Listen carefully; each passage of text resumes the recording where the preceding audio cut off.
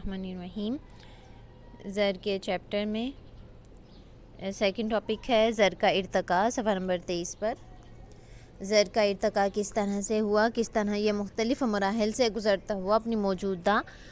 صاف ستھری اور جدید صورت میں ہمارے سامنے آیا ہے، اس کی ایجاد ہوئی ہے۔ زر کا ارتقاء ایسے نہیں ہوا کہ براہ راست تبادلے کے نظام کی مشکلات کو دیکھتے ہوئے ایک دم سے ہی کوئی ایجاد کر دی گئی، بلکہ سٹیپ بائی سٹیپ مرحلہ وار زر کی ایجاد کی طرف، زر کی کس شے کو زر کے طور پر رکھنا چاہیے، کیا اس کے فنکشنز ہونے چاہیے، کن کن مشکلات کا مزید ہمیں سامنا کرنا پڑتا ہے، انہیں کس طرح سے دور کیا جائے، یہ جتنے بھی اس کا ارتقاء، اس کی ایجاد ہے وہ مرحلہ وار ہوئی ہے۔ نہیں پہلے ایک شے کو رکھ دیا گیا، پھر دیکھا گیا نہیں اچھا اس میں یہ خامی ہے تو کسی دوسری شے کے طور پر پھر اس طرح مزید بہتری آتی گئی اور موجودہ صورتحال ہمارے سامنے آئی ہے۔ زر کے ارتقاء کے مراحل کون کون سے ہیں؟ یہ 4 مراحل ہیں۔ سب سے پہلے جس طرح سے براہ راست تبادلے کے نظام میں تھا کہ اشیاء کا اشیاء سے تبادلہ ہوتا رہا، تو وہاں اشیاء کا مطلب تھا کہ کوئی بھی شے، اب وہ شے جانور بھی ہو سکتا ہے، وہ پھل سبزی بھی ہو سکتے ہیں، وہ لکڑی بھی ہو سکتی ہے، کچھ بھی ہو سکتا تھا۔ تو زر کے ارتقاء میں سب سے پہلے جو مرحلہ ہے وہ ہے اجناسی زر کا، کہ زیادہ تر لوگوں نے جس قسم کی اشیاء کو مزید اشیاء، مزید چیزیں اور مزید خدمات حاصل کرنے کے لیے تبادلے کے طور پر استعمال کرنا شروع کیا، وہ اجناس تھے۔ اجناس کا مطلب یہ جتنی بھی فصلیں ہیں، یعنی سبزیاں اور فصل، گندم، یہ زیادہ تر گندم استعمال ہوتی رہی ہے۔ اشیائی زر یا اجناسی زر، یعنی جب کوئی شے، بالخصوص کوئی فصل بطور زر، بطور تبادلے کے استعمال ہوئی،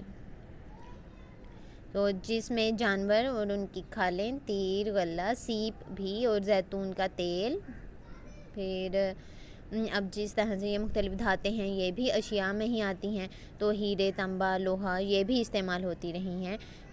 زر کے طور پر۔ تو زر کا نام ہم ہر اس شے کو دے دیں گے جو تبادلے کے لیے استعمال ہو رہی ہو۔ مختلف مویشی چونکہ ناقابل تقسیم پذیر تھے، تو زیادہ تر یہ ضیاء پذیر اشیاء کی طرف ہم آ گئے۔ تو ضیاء پذیر اشیاء کو دیکھا کہ یہ ضائع ہو جاتی ہیں، جلدی گل سڑ جاتی ہیں، ختم ہو جاتی ہیں، نقل پذیری بھی ان میں مشکل ہے، تو اس سے کچھ بہتر ہونا چاہیے، اس لیے پھر دھاتوں کی طرف آ گئے اور دھاتوں کو استعمال کرنا شروع کر دیا۔ اب جب دھاتوں کو بطور زر استعمال کرنا شروع کیا تو ہمارے پاس دوسرا مرحلہ آیا زر کے ارتقاء کا، اور وہ ہے دھاتی زر، جو یہاں بتایا گیا ہے کہ قبل از مسیح کے دور سے ہی 19ویں صدی کے آخر تک دھاتی زر رائج رہا ہے، اور اس میں تاجروں کو خام مال کی خرید و فروخت کے لیے دور دراز کے جو علاقے تھے وہاں پر وہ بآسانی اپنی ادائیگی کر پا رہے تھے۔ اب دھاتی زر میں یہ تمام جو دھات کے سکے، اشرفیاں، جو آپ بادشاہوں کے زمانوں کی کہانیاں سنتے ہیں اس میں آپ کو سننے کو ملتی ہیں، تو یہ وہ سب کچھ تھا۔ لیکن اس زر میں بھی ایک مشکل یہ تھی کہ ان سکوں پر میل جم جاتی تھی، ان کی شکل دھندلا جاتی تھی، اور ان میں نقل مکانی کا فقدان تھا۔ اس لیے پھر تیسرا مرحلہ ہے کاغذی زر کے۔ اس دھاتی زر کے بعد جو مزید بہتری ہوئی کہ یہ سکے خراب ہو جاتے ہیں، میل جم جاتی ہیں، ان میں واضح نظر نہیں آتا، نقل مکانی کا فقدان ہے، تو کاغذ کو کیوں نہ استعمال کیا جائے جس میں نقل مکانی کی زیادہ مشکل نہ ہو، کیونکہ کاغذ ذرا ہلکے ہوتے ہیں۔ تو حکومت نے پھر اپنے نمائندے کے طور پر مرکزی بینک کو بنایا، اور پھر مرکزی بینک کو یہ اختیار جاری کر دیا کہ وہ مختلف قسم کے کرنسی نوٹ بنائے، لیکن اس میں بھی مشکل یہ آئی کہ کچھ جعلی نوٹوں کا سلسلہ شروع ہو گیا، اور بہت زیادہ نوٹوں کی نقل مکانی بھی مشکل ہوگی کہ جیب میں اتنے آپ ہزاروں روپے ڈالیں گے تو وہ بھی جیب بھاری ہوگی ہی۔ پھر